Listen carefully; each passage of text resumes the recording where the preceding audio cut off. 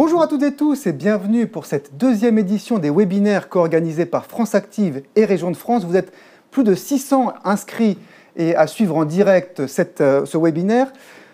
Preuve en est que l'ESS mobilise, que l'ESS inspire, que l'ESS rassemble. Aujourd'hui, nous avons décidé de consacrer ce webinaire au bilan de la loi ESS 10 ans après son adoption.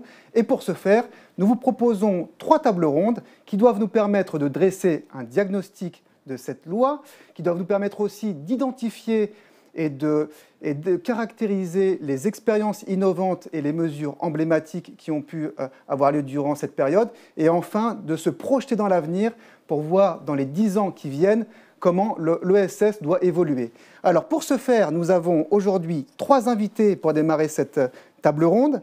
Roxane Kreutz, vous êtes gérante de la SCOP Lameusienne, une entreprise spécialisée dans la fabrication de tubes en acier inoxydable. Au bord de la fermeture, après 100 ans d'existence, vous avez entrepris avec plusieurs salariés de relancer son activité sous une forme de société coopérative. Vous allez nous raconter cette formidable histoire qui lie ESS et industrie dans un territoire fortement touché par les fermetures d'usines. Bonjour, Madame Kreutz.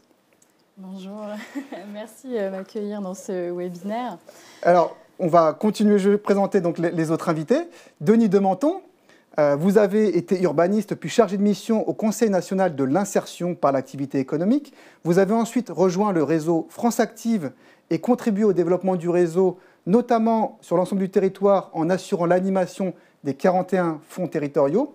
Depuis février 2015, vous en êtes le directeur général. Bonjour Denis Dementon. Bonjour. Enfin, Marie-Laure Cuvelier, vous êtes conseillère régionale de Nouvelle-Aquitaine, déléguée à l'ESS et à l'ouverture de l'action régionale.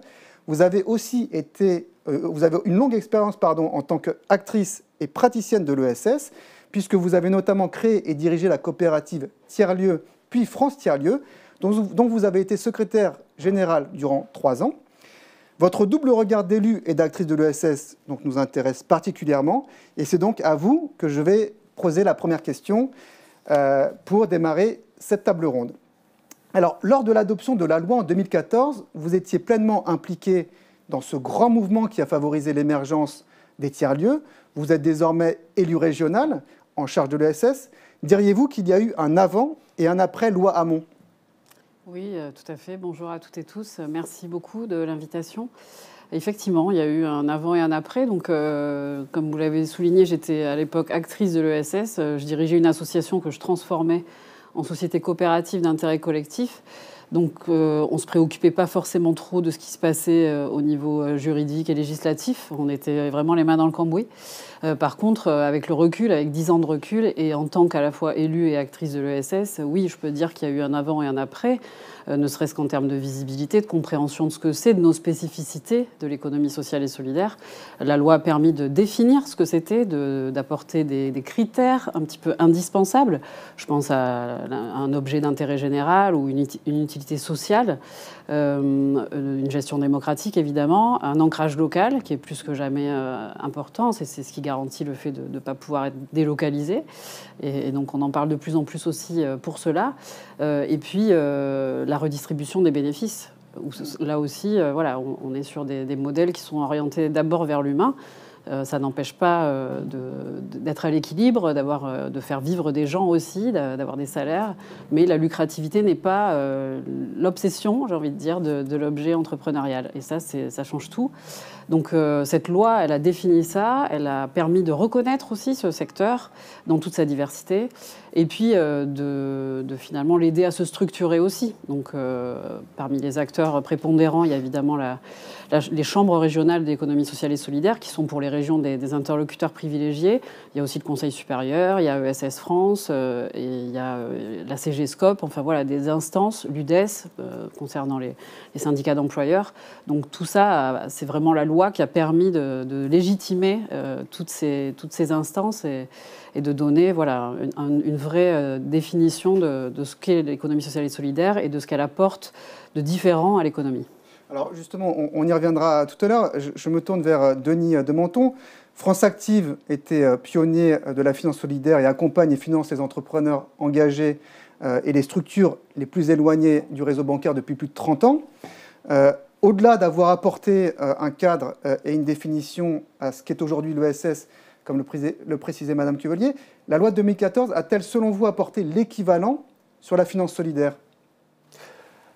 Alors, sur la finance solidaire, plusieurs choses. Je reviens quand même sur le cadre. C'est particulièrement important, même si c'est un peu technique. Le fait d'avoir précisé les critères, ce qui est dans l'économie sociale et solidaire, ce qui est aux franges de l'économie sociale et solidaire, mais qui en partage un certain nombre de caractéristiques, et je pense là à l'agrément entreprise solidaire d'utilité sociale, est d'une grande utilité aujourd'hui, et en particulier pour la finance solidaire. Le fait d'avoir stabilisé cette définition-là, qui n'a pas bougé depuis, et qui, de notre point de vue, est fort utile telle qu'elle est aujourd'hui, ça permet de spécifier les caractéristiques des entreprises qui vont pouvoir accéder à la finance solidaire, et notamment à un certain nombre de mécanismes d'épargne solidaire. Le fait de calibrer la limitation de la lucrativité, le fait d'identifier l'utilité sociale au cœur, et puis de demander à ces structures-là, même quand elles ont des statuts hors économie sociale, c'est-à-dire des sociétés anonymes, peu importe, ça permet aujourd'hui d'assurer aux acteurs de la finance solidaire qu'une forte proportion de leurs investissements va dans ce type d'entreprise, et de rassurer les épargnants qui sont derrière et qui, eux, acceptent finalement une moindre rentabilité, acceptent pour certains une vraie prise de risque, sous réserve, bien sûr, qu'on puisse leur garantir que leur argent ne sera pas utilisé là où le marché aurait pu fonctionner avec ses critères habituels. Donc, c'est un peu technique, mais ce sujet de l'ESUS, entreprise solidaire d'utilité sociale, est une clé de voûte pour la finance solidaire.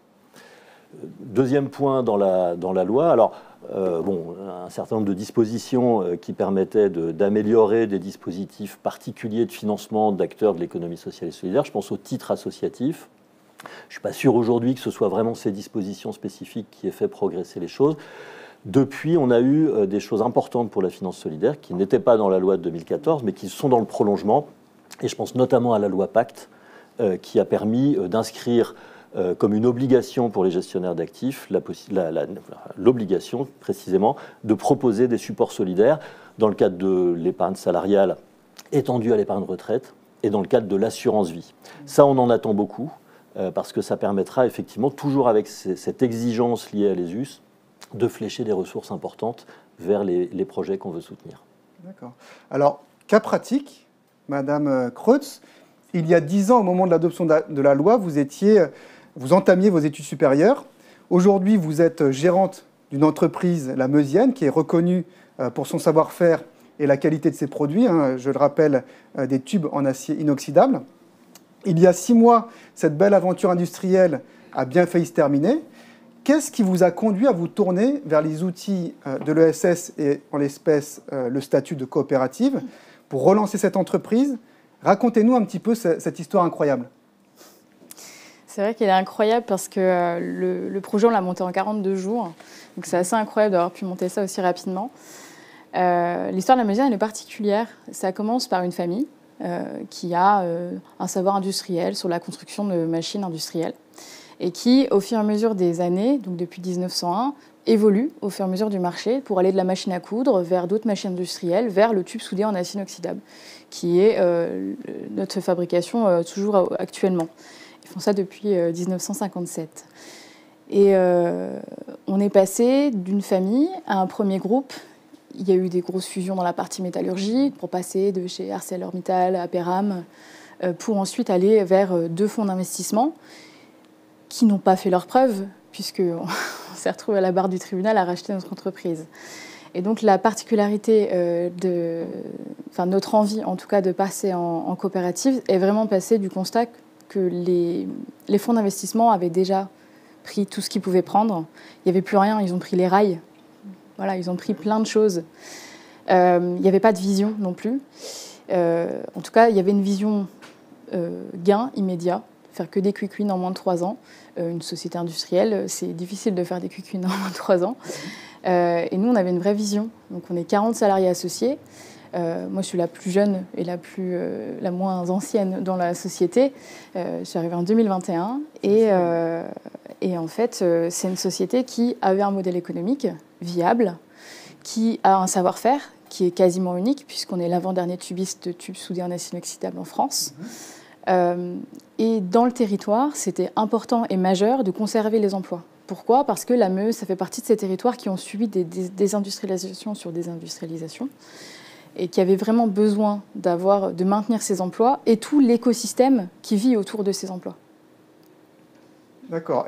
Et donc, cette relance est faite avec les salariés d'abord une mobilisation de ces salariés et ensuite, justement, un passage et un soutien des pouvoirs publics dont on parlera tout à l'heure. Et justement, Marie-Laure Cuvelier, la loi de 2014 a introduit une nouvelle gouvernance, vous l'indiquiez, qui a articulé les choses autour d'un conseil supérieur de l'ESS comme instance nationale de dialogue, les chambres régionales de l'ESS qui sont chargées de la promotion et le soutien au niveau local de l'ESS, et puis un rôle renforcé des régions chargées d'élaborer les stratégies régionales, justement avec les CRES et les acteurs de l'ESS.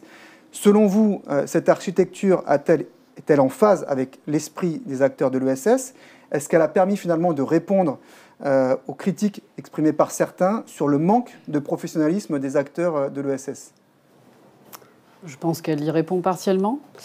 Peut-être pour revenir sur ce que je disais en introduction, effectivement, la loi a marqué vraiment un changement de dynamique et d'esprit autour de l'ESS. Après, elle est imparfaite. Il faut continuer de la travailler, il faut continuer de développer ce secteur. Aujourd'hui, sans vouloir geindre, les moyens alloués, en tout cas pour qu'il y ait un vrai changement d'échelle, ne sont pas au rendez-vous. Donc là-dessus, il faut encore travailler. Et ça fait partie de ce qui professionnalise l'économie sociale et solidaire dans toute sa diversité. Ce qu'on vient d'entendre est intéressant aussi, puisque Roxane l'a dit, elle a racheté la structure avec d'autres salariés au tribunal de commerce parce que tout avait été essayé d'un point de vue financier en fait. Mais la particularité de notre secteur, c'est justement comment on devient, comment on se sent en tant qu'entreprise en responsabilité sur le territoire par rapport aux acteurs. Et ça, les élus locaux, évidemment, le savent très bien. C'est qu'ils restent souvent bien démunis par rapport à des fermetures d'usines, etc. Et la reprise en coopérative, qui peut aussi permettre à une collectivité d'avoir voix au chapitre, voire d'entrer dans la gouvernance de la structure, permet de sécuriser au niveau territorial. Et ça, c'est évidemment un point qui est crucial. Et donc cette professionnalisation, dont on a peut-être dit qu'elle était insuffisante, je pense que c'est aussi un changement de regard à opérer sur à quoi sert une entreprise sur son territoire d'ancrage, quoi. Est-ce qu'elle vient juste là et elle emploie, et puis quand elle trouve moins cher ailleurs, elle s'en va ? Ou est-ce qu'au contraire, elle sait où elle habite, elle sait qui sont ses voisins, elle sait qui sont les sous-traitants autour, les associations, les habitants, et qu'elle essaye justement de participer au projet territorial en tant que structure de l'économie sociale et solidaire. C'est là toute la différence. Et donc je crois que la professionnalisation, elle doit aussi se faire dans l'économie conventionnelle de ce point de vue-là, et de ne pas arriver de façon hors sol. En région Nouvelle-Aquitaine, on finance un projet de recherche autour de la responsabilité territoriale des entreprises qui va plus loin que la RSE. La RSE est dans toutes les bouches, mais on se rend parfois compte que elle n'a pas d'attache territoriale. Il y a quand même des boîtes qui sont dans le top 10 de la RSE en France et qui délocalisent. Et alors peut-être que leurs salariés sont très heureux, mais ça ne l'empêche pas de délocaliser. Donc nous, on va plus loin et ça rejoint effectivement les valeurs de l'économie sociale et solidaire. Et donc cette professionnalisation, à mon sens, elle doit vraiment irriguer, elle doit finalement, l'ESS doit inspirer aussi l'économie conventionnelle dans ses pratiques vraiment d'attache au territoire et de regard sur ce qu'elle a directement autour de soi, quoi.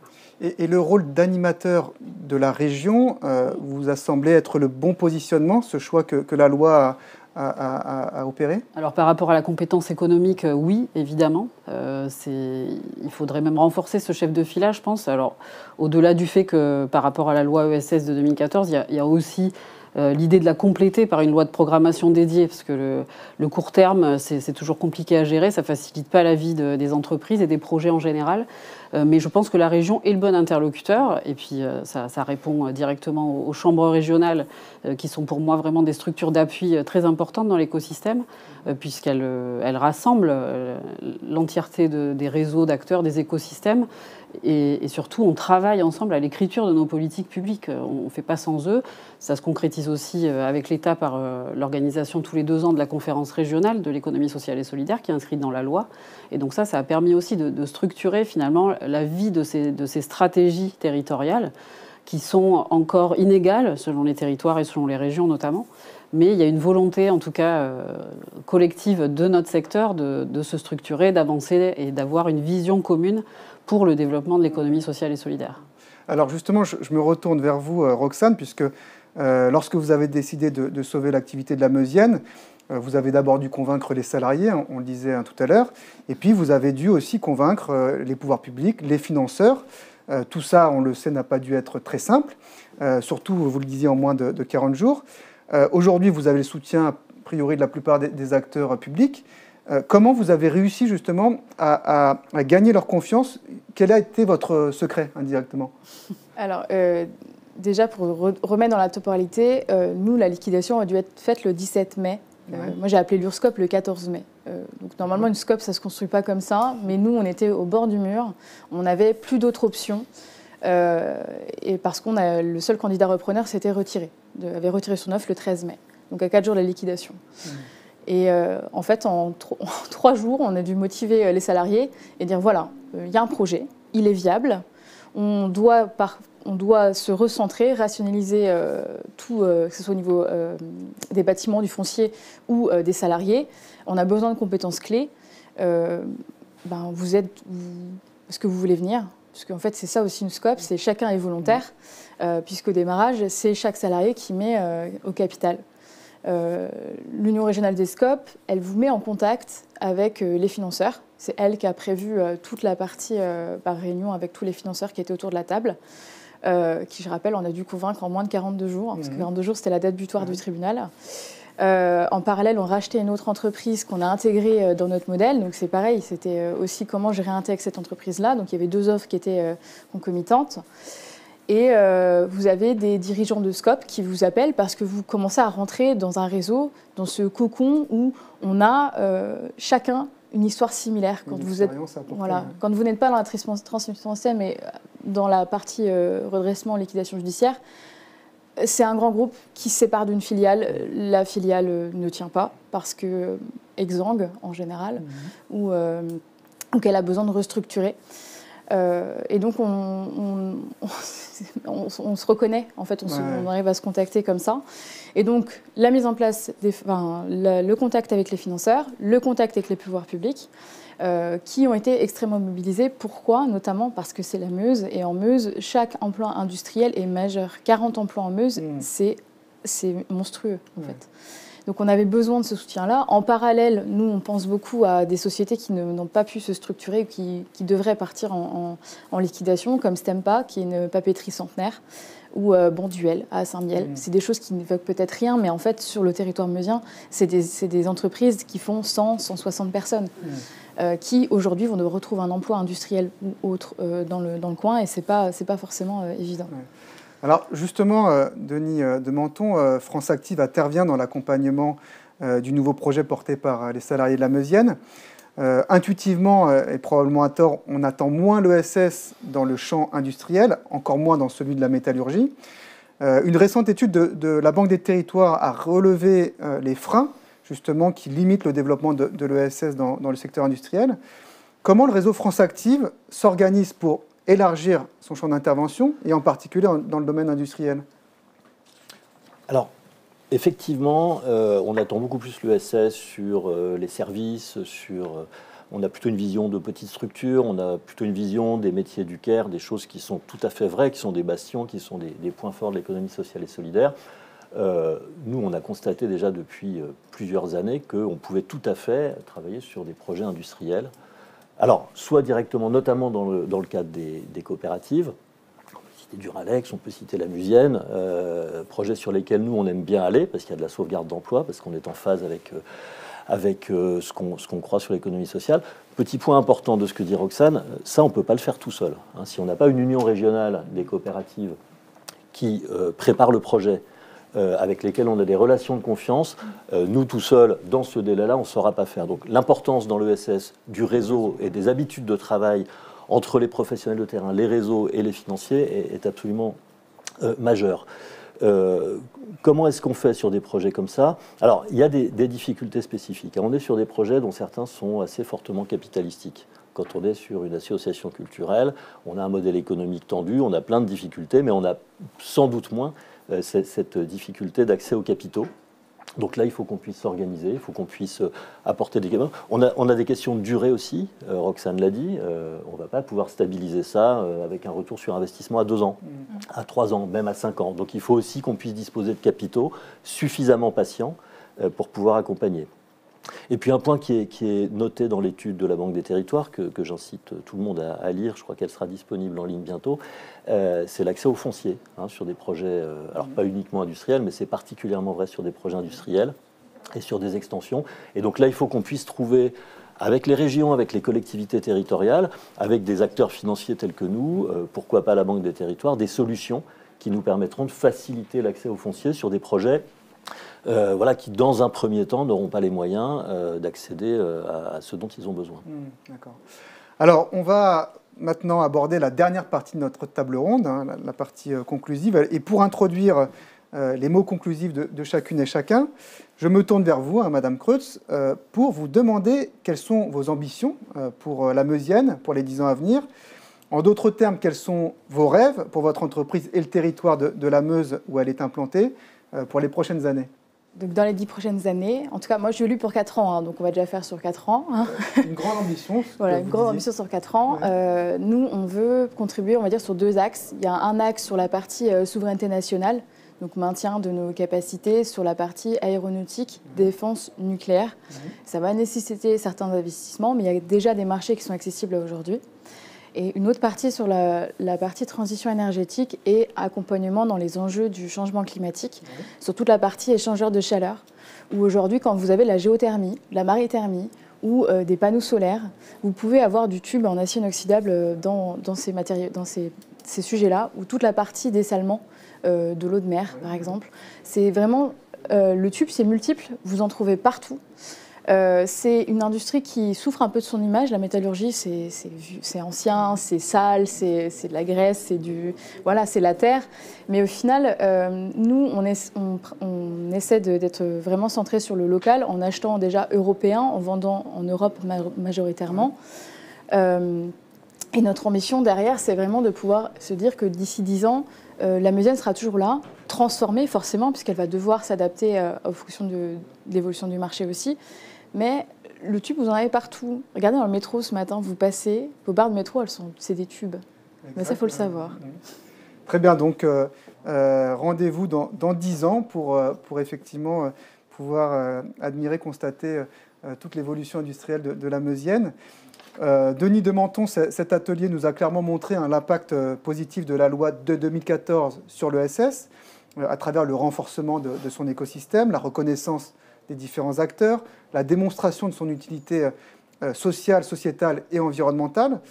Aujourd'hui, que faudra-t-il faire pour en renforcer la portée, pour permettre à un plus grand nombre d'entreprises de l'ESS de réaliser ce fameux changement d'échelle?